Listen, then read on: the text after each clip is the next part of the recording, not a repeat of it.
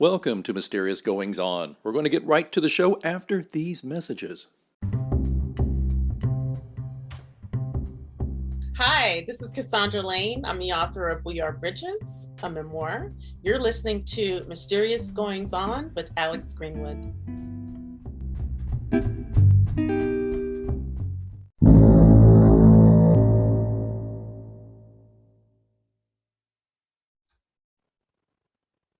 Children who grow up in a violent household, a dysfunctional household, an abusive household, have a unique set of challenges, which eventually, left unchecked, lead to a society that has a lot of challenges. I think it's probably no great shock that there are a lot of challenges in American society today, but probably worldwide.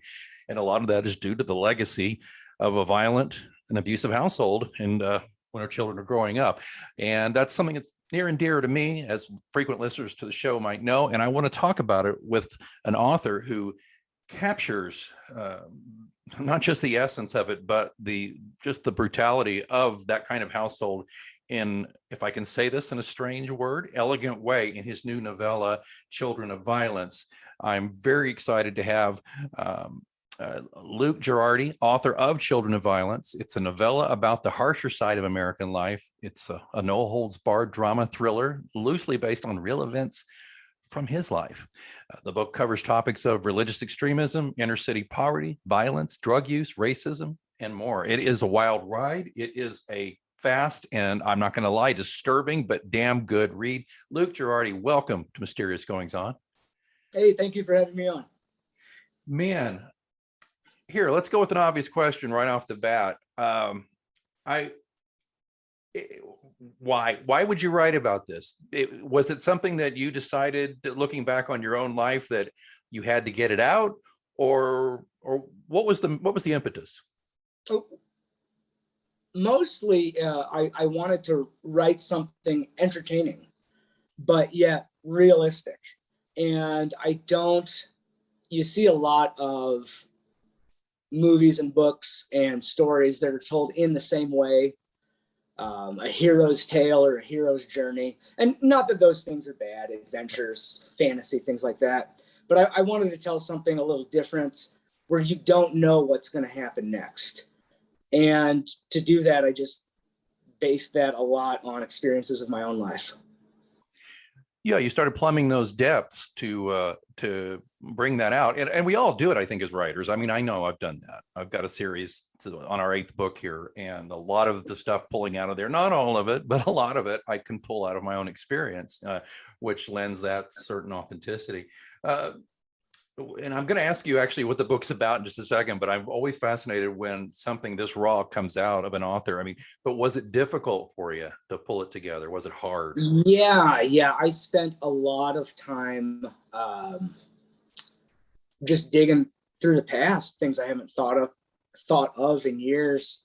And at one point, my editor told me I had to cut some stuff out because, it's fiction and it has to be believable.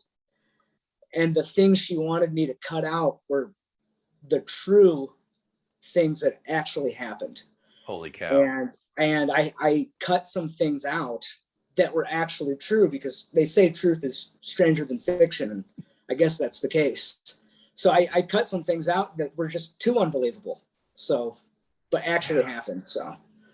Yeah.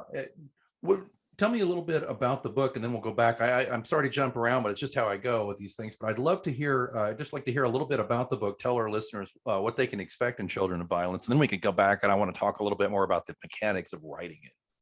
So I wrote a couple of short stories. Well, I guess that's the mechanics of writing it. Let's not go into that yet.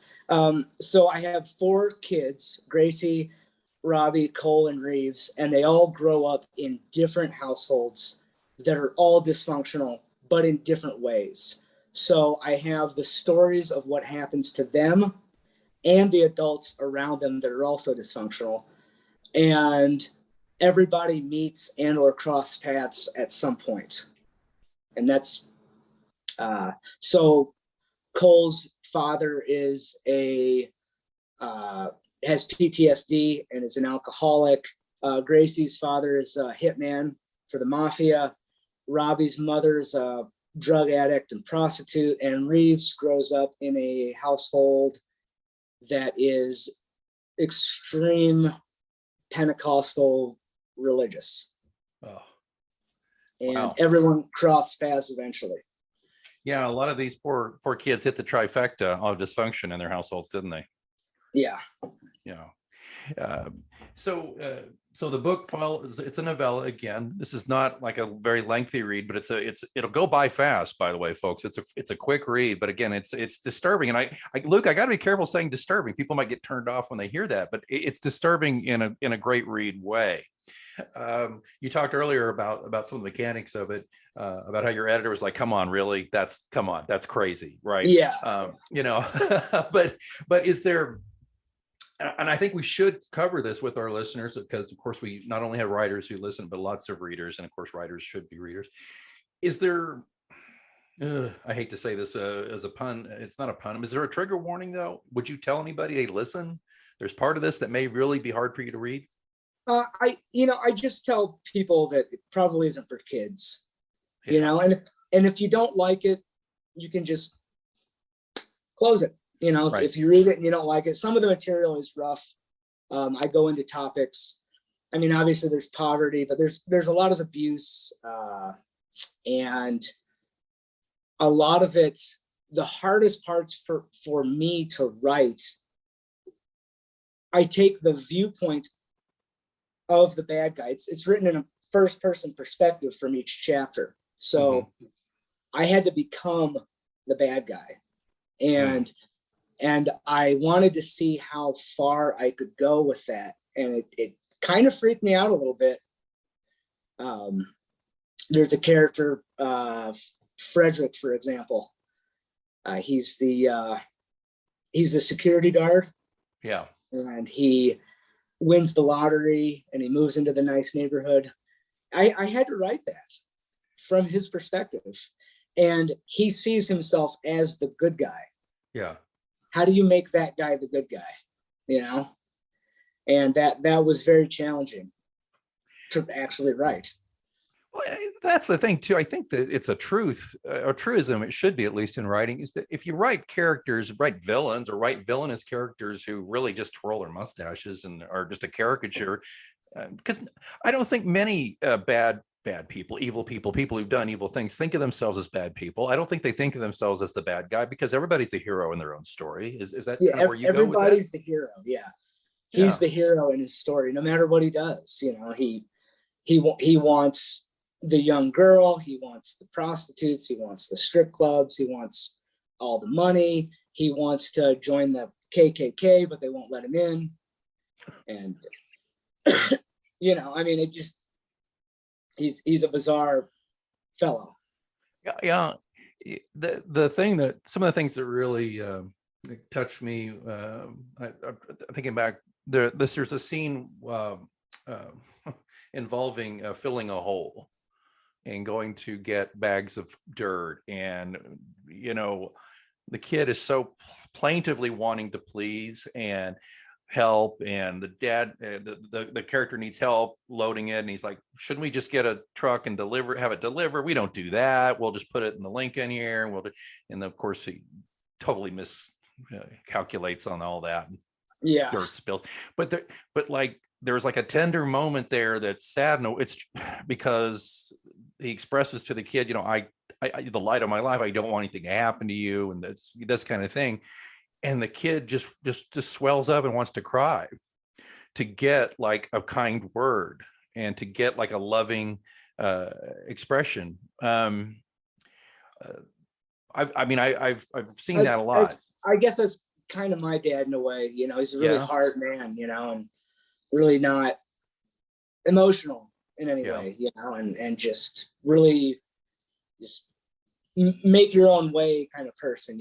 We do everything by ourselves, and you have to be a man, and that's who that character was. And most of the book is about my dad and a lot of the experiences that happened to him. There's a part in the book. My dad had a lot of mental issues. There's a part in the book where there's an old man that escapes from the nursing home, and he buys a bottle of gin, 2 watermelons, and a butcher knife. Hmm. That's not a made up story. That's not fiction. That was my dad in a nursing home, and he escaped, and he came back, and he had the butcher knife, and they had to fight him in the parking lot. And that whole sequence that's just nonfiction, actually. There's a sequence in the book where Frederick, the security guard, is going to walk Mr. T around the mall. Yeah. As a Yes. guide. That's a true story. That was Oh, my no, dad. really? Yeah, my dad. Now, the funny part about that is my dad was 5'4". Okay. Wow. And this is Mr. T after Rocky 3. So he's gonna have my dad as a security guard. So that whole story is pretty much true, so. Well, if you don't mind, let's talk a little bit about that growing up, that home life. So your father had his issues, as you discussed. Your mother was very religious, to the point I've read up on you, to the point of you felt like it was cult-like behavior. Is that so?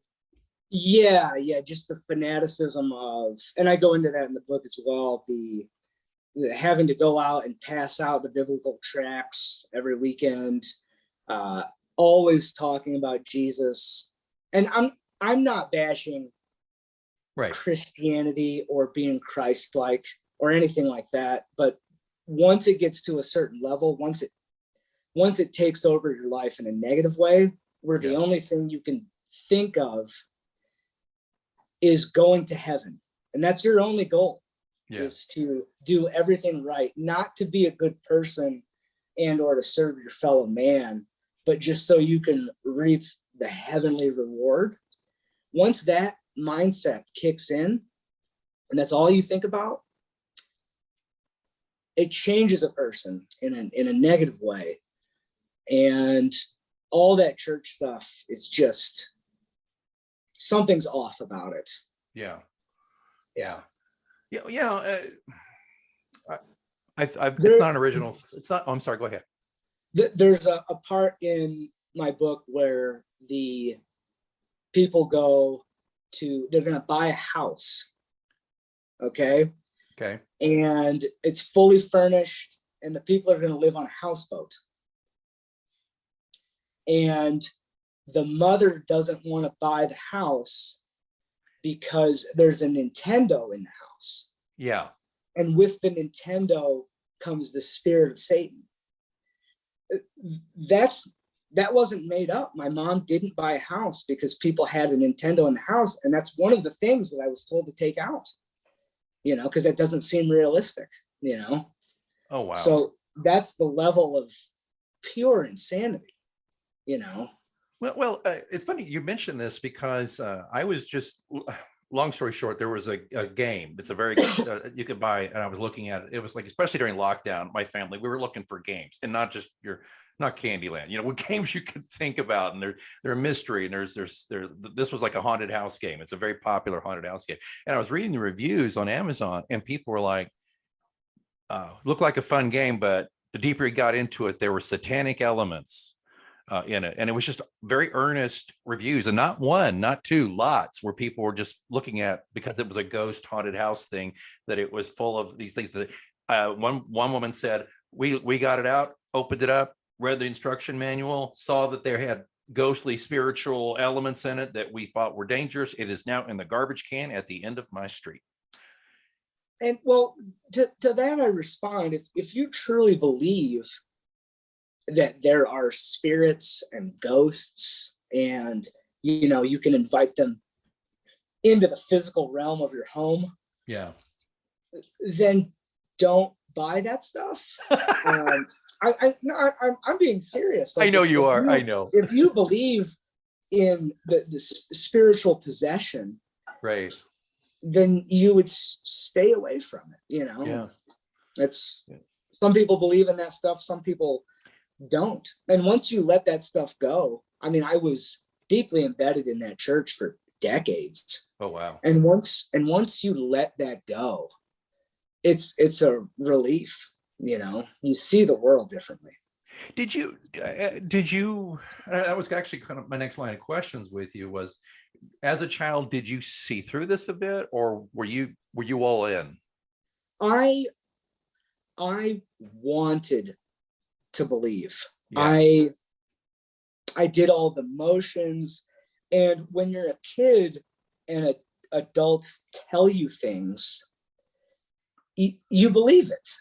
What you don't know is when you grow up, and maybe I didn't even realize this until I was in my mid-20s or later. This might sound silly. Older people aren't smart. Just because you have age doesn't mean that you're wise, doesn't mean that you know what's going on. There's a lot of old people that are essentially big children. Yeah. And it just, you get sucked into it. And I wanted to believe, but for me personally, on a spiritual journey through the church, I never felt anything. You know, I would pray, I wholeheartedly, you know, if it's out there, you know, I'll take it. Right. You know, but just all of that, nothing ever happened. And even when I wanted it to. Yeah. And, you know, I've looked a lot into it. Some people say, like, some people are genetically predisposed to believe in that stuff, and some people can't. And I might be one of those people that just doesn't get it. I might be right there with you. It's interesting. Just a quick sidebar here. I grew up in a very Southern Baptist community growing up in Oklahoma. And so many of my friends, just with this white hot passion, had that belief system and all that going.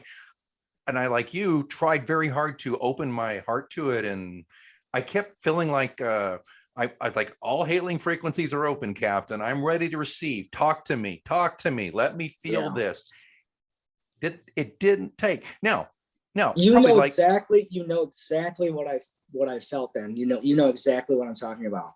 Right. And you wanted to desperately. I know I did, because I wanted to fit in. Go to heaven. Why not? Yeah. Why not go to heaven? And I want to fit in with my friends, and I want to please my parents, and it just didn't take. And I found it, well, I won't get into my psychology, but I found it really disturbing as a young person. And, but I have since then tried to square that spiritual gap or void within myself. And I wonder if I could ask you, as an adult, and as you move past this, looking back, are you at a point where it's like, no, I'm not here for it, I'm atheistic, I'm not into it, or where are you with that, if you don't mind? You know, I consider myself agnostic, I guess. I can comfortably say that I don't know. Right. You know, and because someone that says they have all the answers, that's when you gotta slow down, because people fall into that. People want answers. Yeah. And when people have all the answers and people just line up and follow that, it gets dangerous really fast. Yeah. You get into Jim Jones territory with that kind of stuff. Yeah, I mean, and that's the far end of it, you know, and because those people were not crazy. That's the mindset that you have to have. They were normal people. They just wanted this so badly, and they wanted to believe that Reverend Jones. I'm talking about the Guyana tragedy, folks. If you don't know the Jim Jones story, look it up. But that leads me to the next question that I really wanted to get into with you, though, Luke, is about America right now in particular. You make this point that it was one of the saddest realizations I made as an adult. Okay, I'm in my 50s now. Was to realize that, wow, I thought by the time people got to my age, they would have this wisdom and they would know things and they would think critically. And no, it's terrifying. And I want to know, where do you think America is? I mean, to write a book like this that really does take on violence in America, where are you with where America is? Are you concerned? Are you optimistic? Where are you with things? A lot of things are overplayed, I believe. There's more coverage of things going on. People always talk about, the kids are so crazy. The kids are so crazy. Right.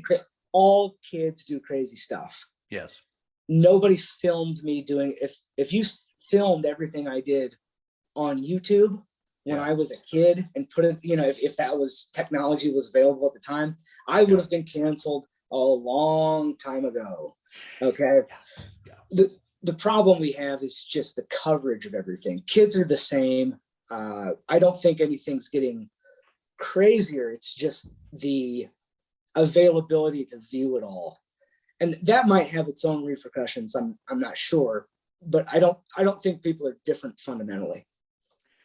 Yeah, actually, there are many reputable studies that say, believe it or not, folks, sit down, folks. If you're ready, if you're ready for this one, folks, listeners, America is actually, on the whole, less violent than it's ever been. Yeah, it's less violent. I saw, I don't know where I saw this, so please don't quote me, but I saw a study where teenagers are having less sex than they were 20 years ago. Yeah, know, less murders, less, it's not as bad as the media, mainstream or not mainstream, Right. covers it to be. And that's mainly because of the coverage itself. I mean, when I was a kid, there was cable, but you had 5 or 6 channels and a couple national newspapers and your local paper. Like, that's it. Yeah. Luke, as a former journalist and current, I'm a PR guy, which we have our own issues in PR, but as a former journalist, I can tell you, I can pinpoint, I think, when things really started to go off the rails in that specific area. You touched on it.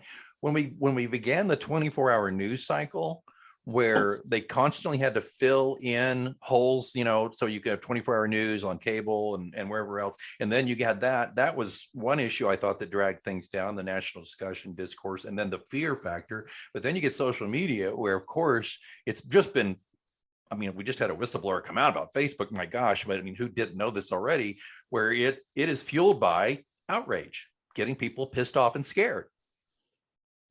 Yeah, and the Facebook whistleblower thing, I'm not too shocked at that. I mean, who really didn't know that Facebook and Instagram were profit motivated? I mean, I don't think we need a congressional hearing about that. I mean, it's always been known that, they're talking about teenage girls and body image issues, and that's true even when they read the magazines, and compare themselves to the magazines and have body image issues there. But of course, that's not available in your pocket at all times. So, right. And you can, if as a parent, you can pretty well get rid of the magazines, but it's tougher, as you say, because it's, and it's, I've got a 13-year-old daughter, and we just at that age, because she is out in the world now, at school and stuff, and we're not watching her constantly. She's got a phone. It's limited, but she's got a phone. You just have to hope that as a parent, you've raised them well and they understand the difference, and that you pay attention to those things. But I don't know. When I look at children of violence with this book, and I just think about the way you fearlessly take on all this stuff, and when I initially looked at it, of course, book by its cover, it's got a very dramatic cover, and it's right in your face. But just based on our conversation here, all the different things it brought out, because you're looking not only at a great story, at a well-written book, but you're also looking at the way that it just has layer upon layer of examination of our society. And it would be the stupidest question in the world to say, did you plan it that way? Well, maybe you did, maybe you didn't, but it happened there for this reader. Well, yeah, the one problem I had, which actually didn't turn out to be a problem at all, the main fear I had was the language. And I use a lot of language, because when I make the character, one of the problems I have, not a problem, but I write in proper English, but people don't speak in proper English. Exactly. So I had to write from a character's point of view, not in proper English, but be able to convey what's happening in the storyline to the audience. And I had no clue if that was going to actually work. Yeah. Can people understand what I'm saying? Right. And comprehend because I know what I'm saying, but can people comprehend what I'm saying, especially with the foul language I use? I mean, I don't know if there's a bad word I don't use, but when you have bad guys doing bad things, they don't say nice things. Right. Yeah. And there's a lot of racial language in there, and no one has called me out on that and said, hey, you shouldn't have done that, Sonny. They just said, oh, the audience is smart enough to understand that that's not me as a person. Right. That's the character in the book. It reminds me a little bit that this dilemma you're talking about too, like Stephen King, one of my favorite books by him, The Dead Zone, begins and it's looking at the bad guy, and he's a salesman, and a dog attacks him in a yard or pisses him off, so he kicks the dog to death, and he got all this hate mail saying, I can't believe you would glorify killing dogs. And he's like, I didn't kill the dog, the character Greg Stilson killed the dog. And he still to this day gets people saying, I like that book except you killed a dog in it. And it's just so, and it kind of takes me back to what you said earlier, man. I mean, just because people get older doesn't mean they get smarter sometimes. Yeah.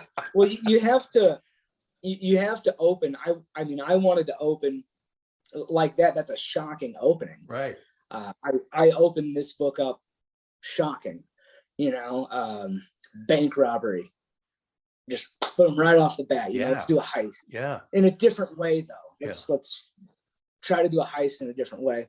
It started off as a collection of short stories I wrote. Right. And 6 or 7 of them were like in the same world. Yeah. And so I just took those ones and I filled in the gaps and messed with the timeline. The timeline's not chronological. Right. And I had a hard time with the timeline, and I'd have chapters and I'd have all over the living room floor, and I'd move it around, and then I'd have to add a sentence here and there in a chapter. Sure. To connect the line. And then at the very end, I mean, I'm not going to give anything away, but a lot of people have told me they read the end and then they have to read the beginning again immediately. Open it, they have to go back to the front. Yeah. And that was by design. That was definitely by design. Well, this doesn't get much better than Kirkus Reviews telling you that in this debut novella, a group of Americans can't escape the inevitability of violence. The author deftly shifts clearly defined characters with discernible narrative voices, engrossing tale of the seemingly endless damage the brutality causes. So you have put this book out. It's obviously great. There's tons of great reviews out there. Lots of just average Joe readers on Amazon loving it up. What's next for you, Luke? I'm currently writing a new book, also on a dark topic. Excuse me. The new book, it's Part-Time Gangster is the working title. I don't know what it's going to be called.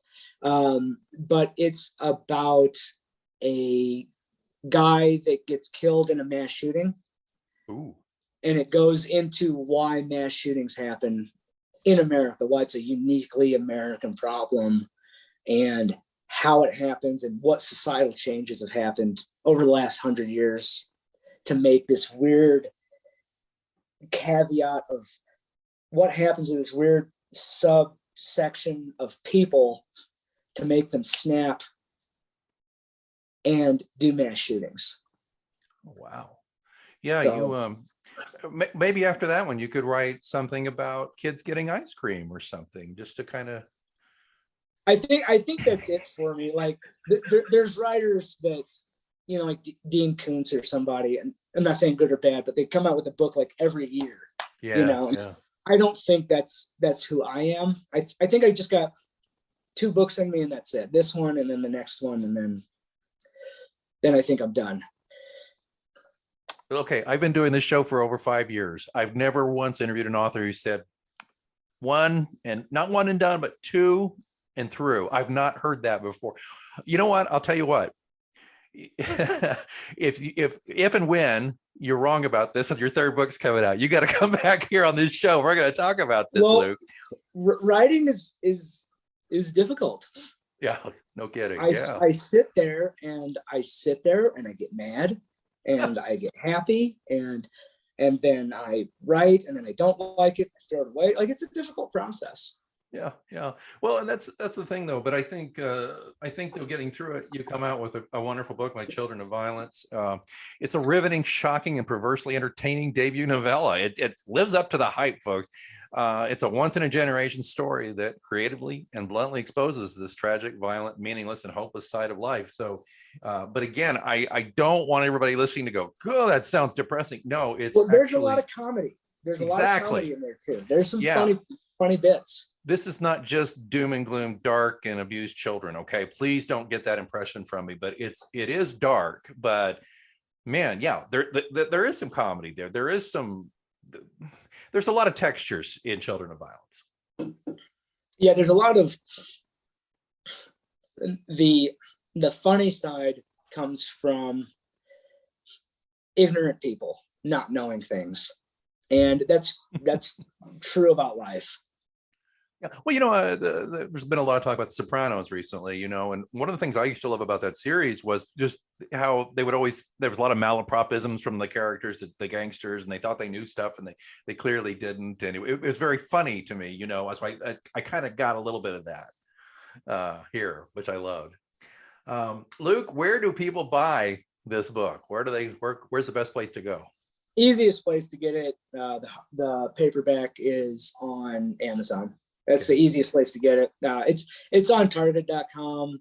I'm in Denver. It's in a few bookstores around town. BarnesandNoble.com has it, but Amazon's the easiest place to get it. I have a website, LukeGherardi.com. You can get it through there as well. Has all the links to where to get it. And my website does have a chapter in my book on there if you want to check out my writing style. See if you like it, see if you don't. The chapter on the website is the fishing story where the people go fishing. The chapter is the third chapter in my book. It's about two Black people that go fishing in the wrong part of town on a golf course, and one of the groundskeepers at the golf course doesn't like it. Yeah, check this out, folks. At LukeGherardi.com, there will be links in the show notes at mgopod.com. There'll be a picture of Luke and a picture of the book cover, all that stuff. So just go there and there'll be links and you can take it from there. Luke Gherardi, I want to thank you for this book. It's a great book. It's well worth the read, folks. Luke, can't thank you enough for being here on Mysterious Goings On. Hey, thank you so much for having me.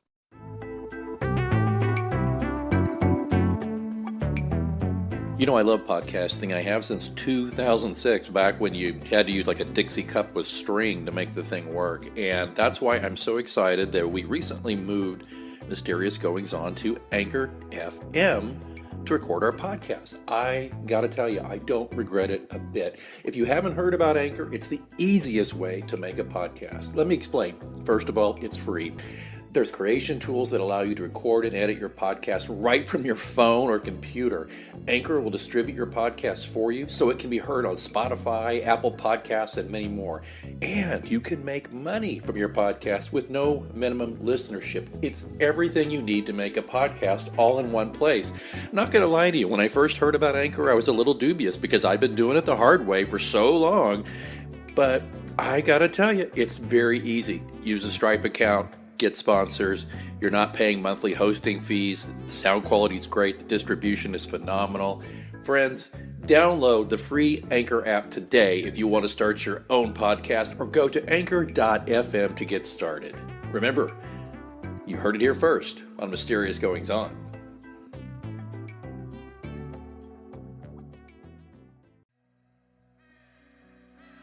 Thanks so much for listening to Mysterious Goings On. Don't forget, we have a complete archive of all of our interviews, monologues, updates, live readings, dead readings. All of that stuff is available at mgopod.com. And of course, don't forget to subscribe to us so you never miss an episode. We're on Apple Podcasts, Spotify, all the usual suspects. Please join us there. Again, don't forget, mgopod.com also has links where to find me on social media and how to get in touch in case you want to be a guest here on the show. Well, I think it's time that I move on for this week, but until next time, keep reading.